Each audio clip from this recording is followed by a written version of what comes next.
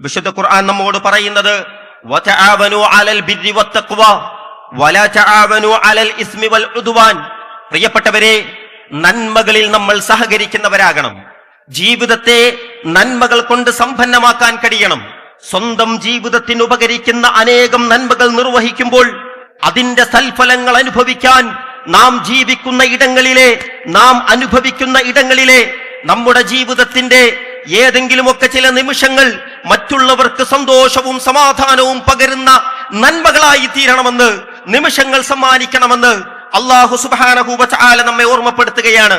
അതോടൊപ്പം ചേർത്തു പടച്ച തമ്പുരാൻ പറഞ്ഞ വചനം വലാ തആവനു അലൽ ഇസ്മി വൽ ഉദ്വാൻ എന്നതാണ്. ഈ മഹത്തായ സമ്മേളനം നമ്മോട് പ്രഖ്യാപിക്കുന്നതും അതുതന്നെയാണ്.